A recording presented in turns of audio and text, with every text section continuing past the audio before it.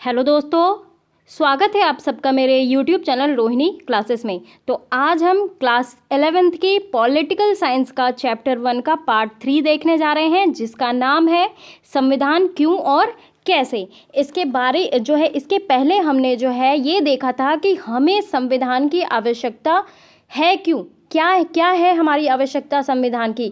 यानी कि हमने जो है संविधान के विभिन्न काम को देखा था, क्यों इम्पोर्टेंट है हमारे लिए संविधान। ठीक है, किस प्रकार संविधान जो है समाज की आकांक्षाओं और लक्ष्य को पूरा करता है। ठीक है, संविधान को सामर्थ्य बनाने के प्रावधान को हमने देखा था। ठीक है, राष्ट्र की बुनियादी पहचान को हमने देख लिया था, संविधान की सत्ता क्या है ये भी चीज़ हमने देखी थी। संविधान को प्रचलन में लाने के तरीकों को हमने जो है पढ़ा था पार्ट 2 में। ठीक है, और जो है हमने संविधान के मौलिक प्रावधान को पढ़े था।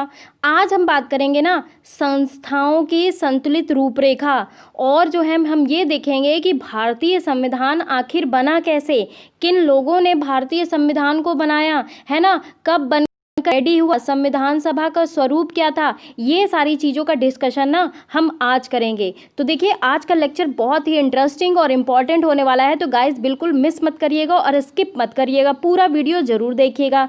तो चलिए बिना किसी देरी के स्टार्ट करते हैं। अब देखिए, अब बात करेंगे हम संस्थाओं की संतुलित रूपरेखा। यानी कि आप सभी को पता होना चाहिए कि जो संविधान होता है ना, वो हमारे देश की नींव है। यानी कि जिस प्रकार नींव की ईंट रखे बिना घर नहीं बनाया जा सकता ना, वैसे हमारा देश जो है बिना संविधान के नहीं चल सकता। ठीक है, तो संविधान को ना जनता नहीं, प्रायः क्या होता है ना कि एक छोटा समूह नष्ट कर देता है। क्यों? क्योंकि वो अपनी शक्तियाँ बढ़ाना चाहता है। अब आप देख ही लीजिए, उदाहरण के रूप में यदि कोई ऐसा नेता राजनीतिक दल में आ जाता है जिसका सिर्फ केवल एक मोटिव रहता है अपनी शक्तियों को बढ़ाना, तो क्या होता है, वहाँ पे संविधान निराधार हो जाता है। ठीक है, तो ढंग से बनाए संविधान में ना शक्तियों को इस प्रकार बांट दिया जाता है जिससे कोई एक समूह संविधान को नष्ट ना कर सके। यानी कि आप सभी ये जान लेंगे अब कि जो है हमारे देश का संविधान जो है ना शक्तियों का बंटवारा किया है। यानी कि विधायिका, कार्यपालिका और न्यायपालिका के मध्य शक्तियों का बंटवारा हुआ है। एक ही चीज़ों को जो है, यानी कि या फिर कह लीजिए विधायिका को सारी शक्ति प्रदान हुई है, या फिर कह लीजिए कार्यपालिका को सारी शक्ति मिली है। नहीं, ऐसा नहीं है, शक्तियों का बंटवारा हुआ है। ठीक है, तो संविधान की रूपरेखा जो है ना बनाने की एक कारगर विधि यह सुनिश्चित करना भी है कि किसी एक संस्था का सारी शक्तियों पर एकाधिकार ना हो।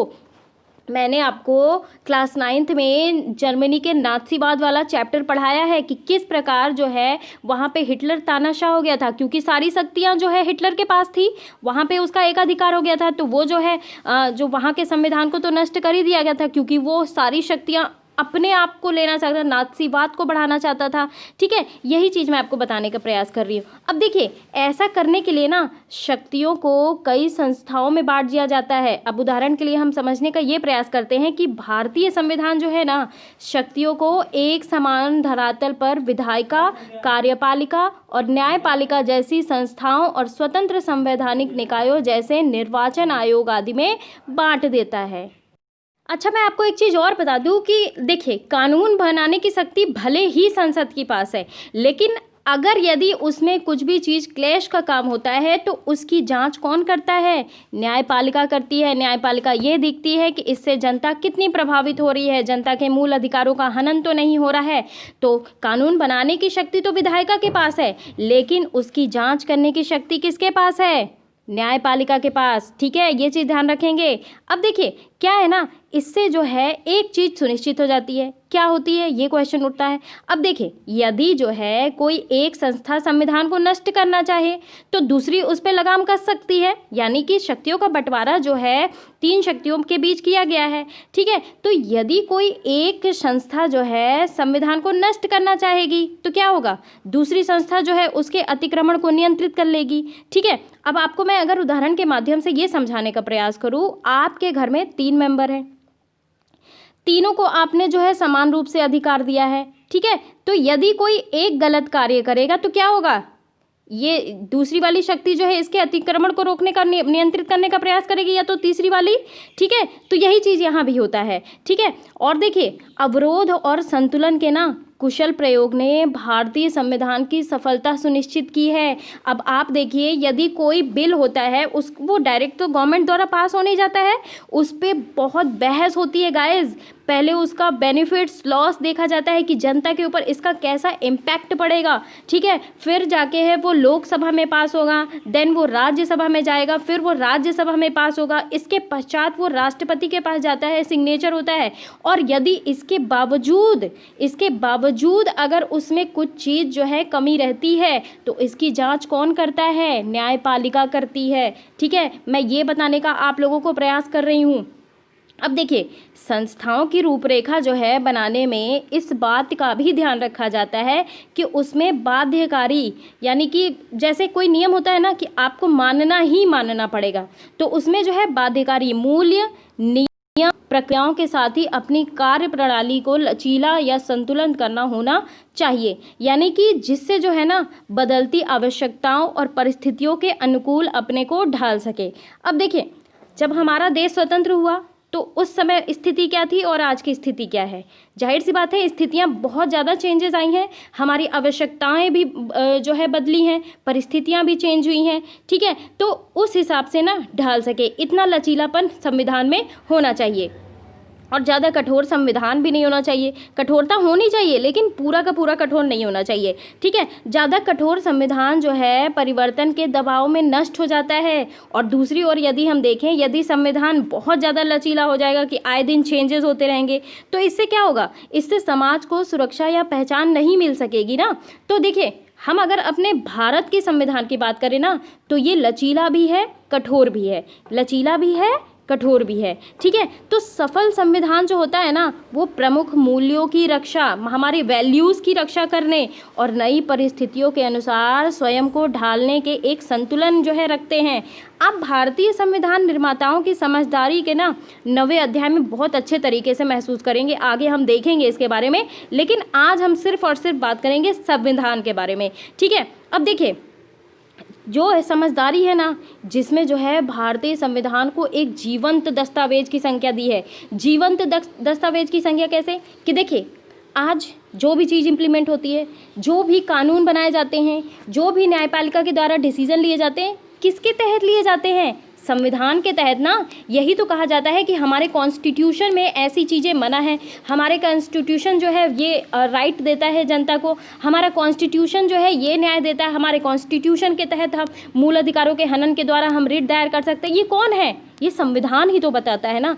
तो ये एक जीवंत दस्तावेज है, ठीक है। अपने प्रावधानों में ना परिवर्तन की संभावना और एक हद तक ठोस रूप में संतुलन बैठा कर ना संविधान ये सुनिश्चित करता है कि वह दीर्घायु होगा। दीर्घायु इन द सेंस कि बहुत लंबे समय तक चलेगा, ठीक है, और जनता का आदर प्राप्त करेगा। हम हमारी पूरी जनता, हमारा पूरा भारतवासी जो है संविधान का आदर इसलिए करते हैं क्योंकि हमारा जो संविधान है बहुसंख्यक के साथ साथ अल्पसंख्यकों के भी जो है आत्मसम्मान का संरक्षण करता है, उनके मूल अधिकार का संरक्षण करता है, लोक कल्याणकारी राज्य की स्थापना करता है, ठीक है। इसीलिए जो है जनता का आदर संविधान के प्रति बना रहता है। अब देखिए, इस व्यवस्था से ना ये भी सुनिश्चित हो जाता है कि कोई भी वर्ग या समूह अपने बलबूते संविधान को नष्ट नहीं कर सकता, ठीक है। इसीलिए जो है शक्तियों का बंटवारा हुआ है, ठीक है। और यह पता लगाने के लिए ना कि क्या किसी संविधान की सत्ता मान्य है, आप जो है 3 प्रकार के प्रश्न पूछ सकते हैं। सबसे पहला प्रश्न ये है कि क्या जिन लोगों ने संविधान बनाया वे विश्वसनीय थे? एज यूजुअल हमने पार्ट 2 में बहुत अच्छी तरीके से देखा है कि संविधान उनने बनाया जिन्होंने इंडियन नेशनल मूवमेंट में जान, कई लोगों ने गंवा दी, कई लोगों ने जो है जान गंवाने के लिए रेडी थे, ठीक है। इंडियन नेशनल मूवमेंट की बात करूं अगर मैं, तो जवाहरलाल नेहरू, डॉक्टर भीमराव अंबेडकर, महात्मा गांधी, ये सारे लोग ही तो थे जिन्होंने कई सौ साल तक अंग्रेजों के शासन को, हमारे देश को आज़ाद कराया, है ना, अंग्रेजों का शासन समाप्त किया, ठीक है। तो क्या हुआ? विश्वसनीय एज यूजुअल है, उन लोगों ने जो है सोच समझ के ही बनाया हमारे लिए संविधान, ठीक है। तो इस प्रश्न का उत्तर इस अध्याय के आगे भी मिलेगा आपको, और मैंने पार्ट 2 में भी आपको बताया है, ठीक है। दूसरा क्वेश्चन यहाँ पे ये आता है कि क्या संविधान ने सुनिश्चित किया कि जो है सूझबूझ के साथ शक्ति को इस प्रकार संगठित किया जाए कि किसी एक समूह के लिए संविधान नष्ट करना आसान ना हो? बिल्कुल किया है। संविधान ने जो है शक्तियों का बंटवारा किया है विधायिका, कार्यपालिका और न्यायपालिका के मध्य। और सबसे अधिक महत्वपूर्ण बात यह है कि क्या संविधान सबको कुछ ऐसा कारण देता है कि वे संविधान का पालन करें? बिल्कुल जो है ऐसा कारण देता है। हमारे पास बहुत सारे ऐसे कारण हैं। संविधान हमारे मौलिक अधिकारों की रक्षा करता है। संविधान हमें आत्मसम्मान पूर्वक जो है जीने की जो है अधिकार प्रोवाइड कराता है। लोक कल्याणकारी राज्य की स्थापना करता है। अगर हमारे मौलिक अधिकार का हनन होता है तो हमें direct supreme court, high court जाने के लिए जो है संविधान में प्रोविजन है। तो हम तो भाई संविधान का आदर करेंगे ही करेंगे, पालन करेंगे ही करेंगे। तो ये जो पुस्तक है ना, अधिकतर हिस्से में यही प्रश्न का उत्तर देता है। हम कई जगह जो है इन प्रश्नों के उत्तर जान चुके हैं और अभी आगे भी जानेंगे। तीसरा क्वेश्चन ये है कि क्या संविधान लोगों की आशाओं और आकांक्षाओं का पिटारा है? बिल्कुल है। आशाओं और आकांक्षाओं का एक संविधान ही तो है जो हमें स्वतंत्रता का अधिकार प्रोवाइड कराता है, हमें समानता का अधिकार, हमें धर्म की स्वतंत्रता, हमारी आकांक्षाओं को भी पूरा करता है। ठीक है, अब हम देख लीजिए कि हम पढ़ लिख लिए। ठीक है, रोजगार गारंटी कौन दिलाता है? संविधान ही तो दिलाता है। ठीक है, आत्मसम्मान पूर्वक जीने के लिए कौन प्रोवाइड कराता है? कहाँ प्रोविज़न है? संविधान में ही तो प्रोविज़न है। ठीक है, ये चीज़ मैं बताने का प्रयास कर रही हूँ आपको। अब देखिए, संविधान जो है ना, संविधान द्वारा लोगों की निष्ठा प्राप्त करने की योग्यता जो है काफ़ी कुछ इस बात पर निर्भर करती है कि संविधान जो है न्यायपूर्ण है या नहीं। यदि न्यायपूर्ण है, यदि वो सभी व्यक्तियों के साथ न्याय करता है, चाहे वो बहुसंख्यक हो, अल्पसंख्यक हो, तो उसका आदर जरूर होगा। ठीक है, और भारतीय संविधान में ना न्याय के बुनियादी सिद्धांत क्या हैं? हमने देखा है कि बुनियादी सिद्धांतों में समानता, जो भी 6 मौलिक अधिकार हैं, राज्य के नीति निर्देशक तत्व हो गए। ठीक है, प्रस्तावना में भी हमें जो है आत्मसम्मान पूर्वक जीने की जो है प्रोविज़न है। तो ये सारी चीज़ें जो है संविधान में इंक्लूडेड हैं। अब तो ये तो हो गई बात संविधान की। अब आगे बात आती है आखिर ये संविधान कैसे बना, इस पर अब डिस्कशन करते हैं। ठीक है, संविधान बना कैसे, किसने बनाया? ठीक है, ये चीज़ों को हम जानने का प्रयास करते हैं। अब देखिए, औपचारिक रूप से अगर मैं बताऊं आपको तो एक संविधान सभा ने ना संविधान को बनाया, जिसे अविभाजित भारत, यानी कि जब भारत पाकिस्तान अलग नहीं हुए थे ना, जब उनका विभाजन नहीं हुआ था, अविभाजित भारत में निर्वाचित किया गया था। और इसकी सबसे पहली बैठक, देखिए एग्जाम में पूछा जाता है कि संविधान सभा की बैठक, सबसे पहली बैठक कब हुई? तो ये हुई 9 दिसंबर 1946। मैं आपको एक चीज़ और बता दूं कि 15 अगस्त को हमारा देश स्वतंत्र हुआ था और 14 अगस्त 1947 को भारत से पाकिस्तान अलग हो गया। ठीक है, ये भी चीज़ आप ध्यान रखोगे। और फिर जो है 14 अगस्त 1947 को विभाजित भारत, यानी कि आप देख लीजिए 14 अगस्त 1947 विभाजित भारत, तो पाकिस्तान अलग हो गया था 14 अगस्त 1947 को। ठीक है, तो विभाजित भारत के संविधान सभा के रूप में पुनः इसकी बैठक हुई, क्योंकि पाकिस्तान एक अलग राष्ट्र जो है घोषित हो गया था, पाकिस्तान अलग देश बन गया। ठीक है, तो संविधान सभा के सदस्य ना 1935 में जब संविधान सभा की जो है सभा स्थापित हुई थी, उससे घटकर जो है सदस्यों की संख्या कम हो गई थी। ठीक है, तो 1935 में स्थापित प्रांतीय विधानसभाओं के सदस्यों द्वारा अप्रत्यक्ष विधि से चुने गए, यानी कि वोटिंग नहीं हुई, जो है वयस्क मताधिकार का प्रयोग नहीं हुआ, वहाँ पे जो है अप्रत्यक्ष विधि से चुने गए। ठीक है, तो संविधान सभा की रचना ना केवल जो है उसी योजना के अनुसार हुई जिसे ब्रिटिश मंत्रिमंडल की एक समिति, यानी कि कैबिनेट मिशन ने प्रस्तावित किया। अब देखिए, प्रस्तावित क्या क्या किया ये भी चीज़ हम देखेंगे कैबिनेट मिशन ने। इनकी योजना के अनुसार थोड़ी सी यहाँ पे चीज़ें मैं ब्रेक करके कैबिनेट मिशन के बारे में आपको बताऊंगी। देखिए, द्वितीय विश्व युद्ध 1939 में हुआ था, आप सभी को पता है। ठीक है, तो देखिए, द्वितीय विश्व युद्ध के बाद ना ब्रिटेन में 1945 में हुए आम चुनाव में ना सर क्लीमेंट एटली के नेतृत्व में लेबर पार्टी के उदारकारी जो है दृष्टिकोण वाली सरकार बनी। ठीक है, तो 14 मार्च 1946 को ना प्रधानमंत्री एटली ने जो है हाउस ऑफ कॉमन्स में ये घोषणा की कि भारतीयों को स्वतंत्र होने का अधिकार है। इनके लिए उन्होंने कैबिनेट मंत्रियों के लिए 3 सदस्यीय मिशन, ध्यान रखेंगे कैबिनेट मिशन में कौन कौन सदस्य शामिल थे ना, ये भी चीज़ एग्जाम में पूछी जाती है। तो कौन कौन थे? पैथिक लॉरेंस, ठीक है, ये अध्यक्ष थे। और जो है व्यापार बोर्ड के अध्यक्ष स्टफर्ड क्रिप्स और जो है नौसेना प्रमुख एबी अलेक्जेंडर शामिल थे। ठीक है, तो मिशन ने ना भारत में तत्काल एक अंतरिम सरकार की स्थापना और संविधान सभा के गठन एवं संविधान निर्माण हेतु एक योजना प्रस्तुत की। अब ये योजना क्या थी आप सभी देखिए। ठीक है, अब इस योजना के अनुसार प्रत्येक प्रांत, ठीक है, देशी रियासत या रियासतों के समूह को उनकी जनसंख्या के अनुपात में सीटें दी गई। यानी कि मोटे तौर पे अगर ये कहा जाए तो 10 लाख की जनसंख्या पर एक सीट का अनुपात रखा गया। क्या समझ में आया आपको कि जनसंख्या के अनुसार जो है सीटों का बंटवारा होगा। आप सभी को पता है कि आज हमारे उत्तर प्रदेश में, पूरे भारत में जो है विभिन्न राज्यों को मिलाकर अगर बात करें तो हमारे उत्तर प्रदेश में सबसे सर्वाधिक जनसंख्या है। तो इसी प्रकार ना हमारे यहाँ लोकसभा की सीटें बहुत ज़्यादा है, सबसे ज़्यादा सीटें लोकसभा की हैं, यानी 80 सीटें लोकसभा की उत्तर प्रदेश की है।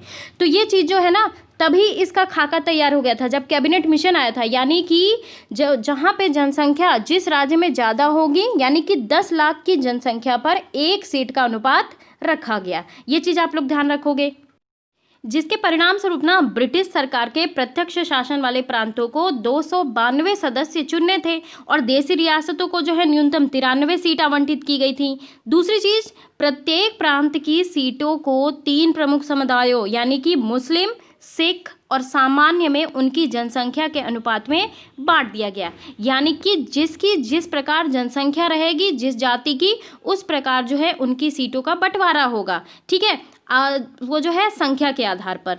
अगली बात, प्रांतीय विधानसभाओं में प्रत्येक समुदाय के सदस्यों ने अपने प्रतिनिधियों को चुना और इसके लिए उन्होंने समानुपातिक प्रतिनिधित्व और एकल संक्रमण मत जो है पद्धति का प्रयोग किया।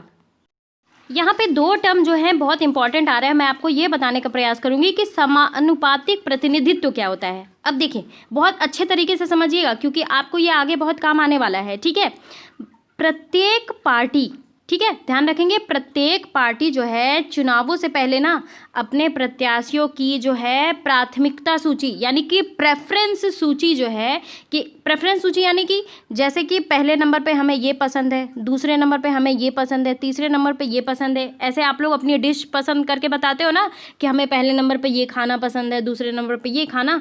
तो यही चीज़ मैं आपको जो है पार्टियों के रेफरेंस में बता रही हूँ। ठीक है, क्या बताया मैंने, प्रत्येक पार्टी चुनावों से पहले अपने प्रत्याशियों की एक प्राथमिकता सूची जारी कर देती है। क्या कर देती है, प्राथमिकता सूची जारी कर देती है और अपने उतने ही प्रत्याशियों को ना उस प्राथमिकता सूची से चुन लेती है और जितनी सीटों का कोटा उसे दिया जाता है ना, तो चुनावों की इस व्यवस्था को समानुपातिक प्रतिनिधित्व प्रणाली कहा जाता है। एक बार मैं आपको और बताऊं, क्या बताया मैंने, प्रत्येक पार्टी चुनावों से पहले अपने प्रत्याशियों की एक प्राथमिकता सूची रेडी कर लेती है और अपने उन्हीं प्रत्याशियों को है उस प्राथमिकता सूची से चुन लेती है। अब जैसे मैं आपको एक उदाहरण के माध्यम से समझूं, 10 कैंडिडेट मैंने प्रेफरेंस लेवल पे चुन लिया। ठीक है, 10 कैंडिडेट चुन लिया। अब इन्हीं 10 में से ना हम अपना एक प्राथमिकता सूची से नेता चुन लेंगे, प्रत्याशी चुन लेंगे और जितनी सीटों का कोटा उसे दिया जाएगा जो है, यही है समानुपातिक प्रतिनिधित्व प्रणाली। तो देखिए, ये जो एकल संक्रमण मत प्रणाली है ना, ये भी इसी से कोरिलेटेड है। एकल संक्रमण मत या फिर कह लीजिए इसे हेयर प्रणाली भी कहते हैं। क्या कहते हैं, हेयर प्रणाली के अनुसार ना प्रतिनिधियों का निर्वाचन जो है सामान्य सूची द्वारा होता है। कैसे, निर्वाचन के समय ना प्रत्येक मतदाता जो है उम्मीदवारों के नाम के आगे अपनी रुचि के अनुसार, जैसे कि मैंने आपको बताया कि समानुपातिक प्रतिनिधित्व के अनुसार जो है एकल संक्रमण मत यानी कि अपनी रुचि के अनुसार 1, 2, 3, 4, अभी मैंने आपको बताया कि प्रेफरेंस लेवल के आधार पे जो है अपनी रुचि के अनुसार जो है संख्या लिख देते हैं कि एक नंबर पे हमें ये चाहिए, दूसरे नंबर पे अगर ये नहीं होंगे तो ये चाहिए, तीसरे नंबर पे अगर ये नहीं होंगे तो हमें ये चाहिए। तो गणना से ना प्रथम चरण कोटा का निष्कर्ष करना होता है और कोटा को प्राप्त करने के लिए डाले गए मतों की कुल संख्या जो है को निर्वाचन क्षेत्र के नियत सदस्यों की संख्या में जोड़कर भाग करके उसके उपरांत जो है फल निकाला जाता है। अगर मैं बात करूँ कि क्या इसका फॉर्मूला है, तो अब देखिए कोटा कैसे निर्धारित होगा ये भी मैं आपको बता दूं। कोटा इज इक्वल टू मतों की संख्या, कितनी वोटिंग हुई है, ठीक है, यानी कि मतों की संख्या बटे प्रतिनिधि की संख्या, यानी कि नियत प्रतिनिधि की संख्या, नियत प्रतिनिधि की संख्या +1। ध्यान रखेंगे क्या, +1 और इसके में पूरा +1। ठीक है, ये इसका फॉर्मूला होता है और इसके तहत जो है समानुपातिक प्रतिनिधित्व प्रणाली जो है निकाली जाती है। आगे बात करेंगे, देखिए अगला है देशी रियासतों के प्रतिनिधियों के चुनाव का तरीका उनके परामर्श से तय किया जाता है। ठीक है, और अध्याय के पिछले भाग में उन तीनों कारकों पर प्रकाश डाला गया जो संविधान को प्रभावी और सम्मान योग्य बनाते हैं। तो आपने अगर दोनों वीडियो नहीं देखे हैं ना तो जरूर गाइस देख के आइए, क्योंकि अगर आप पहला और दूसरा पार्ट नहीं देख के आओगे ना तो आपको तीसरा पार्ट थोड़ा कम इंटरेस्टिंग लगेगा, इसलिए आप जरूर देख के आओ। ठीक है, तो भारतीय संविधान जो है ना इस परीक्षा में किस हद तक कामयाब होता है। अब हम ये बॉक्स की चीज़ें भी देख लेते हैं। अपने राजनीतिक लोकतंत्र में हमें सामाजिक लोकतंत्र का रूप भी देखना चाहिए, यानी कि सामाजिक रूप से लोकतंत्र। ठीक है, और जो है राजनीतिक लोकतंत्र ना तब तक स्थायी नहीं रह सकता जब तक कि उसका आधार सामाजिक लोकतंत्र ना हो। ठीक है, क्योंकि सामाजिक लोकतंत्र और राजनीतिक लोकतंत्र जो है एक दूसरे से कोरिलेटेड है। ठीक है, अब बात करते हैं कि सामाजिक लोकतंत्र का अर्थ क्या है। अब इसका अर्थ ये है ना कि जीवन के उस मार्ग से जो स्वतंत्रता, समानता और बंधुता को जीवन के सिद्धांतों के रूप में स्वीकार करता है। स्वतंत्रता, समानता और बंधुता के ना सिद्धांतों को इन तीनों के एक संयुक्त रूप से पृथक पृथक यानी कि अलग अलग रूपों में नहीं समझना चाहिए। ये तीनों मिलकर एक संयुक्त रूप बनाते हैं, ध्यान रखेंगे। ठीक है, और इनमें से ना एक को दूसरे से अलग करना जो है लोकतंत्र के मूल प्रयोजन को विफल कर देना है। यानी कि आपने सुना है ना कि सबका साथ सबका विकास, जनता का जनता के लिए जनता के द्वारा शासन। तो क्या है ये स्वतंत्रता, समानता और बंधुत्वता की ही तो निशानी है। तो इनको जो है एक दूसरे से अलग नहीं करके देखा जा सकता लोकतंत्र में। ठीक है, तो स्वतंत्रता को समानता से अलग नहीं किया जा सकता और समानता को स्वतंत्रता से अलग नहीं किया जा सकता, और ना ही स्वतंत्रता और समानता को बंधुता से अलग किया जा सकता है। तो समानता विहीन स्वतंत्रता जो है कुछ व्यक्तियों की अनेक व्यक्तियों पर प्रभुता को जन्म देती है, यानी कि प्रभुता को जन्म देती है, यानी कि कुछ व्यक्तियों को दूसरे व्यक्तियों के ऊपर शासित होना। ठीक है, ये चीज। और स्वतंत्रता विहीन जो है ना समता जो है व्यक्तिगत पहल को नष्ट कर देगी, और बंधुता के बिना तो स्वतंत्रता और समता का कोई मतलब औचित्य ही नहीं है। समता अपना जो है स्वाभाविक मार्ग ग्रहण ही नहीं कर सकता। ठीक है, ये चीज़ मैं आपको बता रही हूँ। अब देखिए, क्या आपकी कक्षा में स्वतंत्रता, समानता और बंधुता के सिद्धांतों को व्यवहार में लाया गया है? हम जब स्कूल में पढ़ते थे तब तो लाया जाता था, क्योंकि हमें जो है बोलने की स्वतंत्रता थी, क्वेश्चन पूछने की स्वतंत्रता थी, सारी चीज़ों में पार्टिसिपेशन की समानता थी। ठीक है, हम लोग आपस में भाईचारे के साथ रहते थे, बंधुता भी थी। तो ठीक है, इसको ना हम अपने सिद्धांत के रूप में भी व्यवहार में ला सकते थे। अब देखिए, इसको कैसे ला सकते हैं व्यवहार में। आप लोग तो स्कूल में होंगे, कुछ बच्चे मेरे सब्सक्राइबर स्कूल में भी पढ़ते हैं, तो आप लोग ये मुझे बताइए कि आप लोग इसको कैसे व्यवहार में लाते हो। आप एक एक उदाहरण जरूर मुझे कमेंट बॉक्स में बताओ।